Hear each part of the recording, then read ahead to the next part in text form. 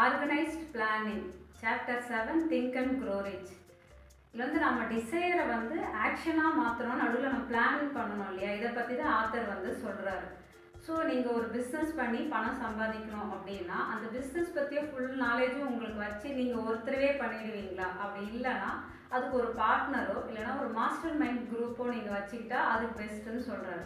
ஏன்னா இப்போ நீங்கள் பண்ணுற அந்த பிஸ்னஸோட ஒரு specialised knowledge, planning, execution, capital and man power இவ்வளோ இருக்குது இல்லையா.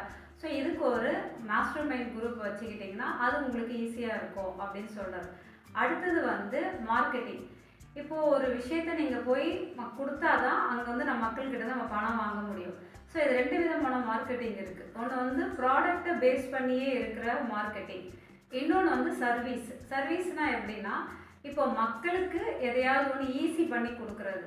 அடுத்தது வந்து அவங்களுடைய தேவை என்ன, அதிகப்படியான தேவை என்ன இருக்குது, அதை பேஸ் பண்ணி நீங்கள் மார்க்கெட்டிங் பண்ணுறது, அப்படி கொடுத்து பணம் சம்பாதிக்கிறது. ஸோ இந்த 2 விதமான மார்க்கெட்டிங் இருக்குது.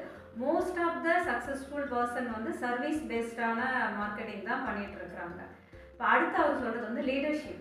லீடர்ஷிப்பில் பார்த்தீங்கன்னா இப்போ வந்து ஃபாலோவர்ஸை வந்து அவங்கள எல்லாமே அப்படியே ப்ரெஸ் பண்ணி ஒருத்தர் மட்டுமே லீடராக இருக்கிறது, அதாவது டிக்டேட்டர் இல்லைனா கிங் ரூல் அப்படி இருக்காங்க இல்லையா, அவங்க அந்த மாதிரி இருக்க லீடர்ஷிப் இருக்குது. இன்னொரு லீடர்ஷிப் என்னென்னா ஃபாலோவர்ஸ் வந்து நீங்கள் தான் எனக்கு வேணும் செலக்ட் பண்ணி அவங்கள லீடராக இருக்க வைக்கிறது. ஸோ ஃபாலோவர் செலக்ட் பண்ணி லீடராக இருக்கிறவங்க தான் வந்து நிலைச்சி இருக்க முடியும். ஸோ இந்த மாதிரி லீடர்ஷிப் குவாலிட்டியை வளர்த்துக்கணும் அப்படின்னு சொல்கிறாரு. அடுத்தது QQS அப்படின்னு சொல்கிறார், அதாவது குவாலிட்டி, குவான்டிட்டி, ஸ்ப்ரிட்.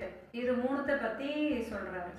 இதுவும் பிளானிங்கில் வரும். அடுத்தபடியாக சொல்கிறது என்னென்னா நம்ம பண்ணுற பிளான் வந்து ஃபெயிலியர் ஆகுறதுக்கு ஒரு 30 ரீசன் வந்து ஆத்தர் சொல்கிறாரு. அந்த 30 ரீசனையும் நான் கொடுக்குறேன், நீங்கள் ஸ்க்ரீன்ஷாட் எடுத்துக்கோங்க.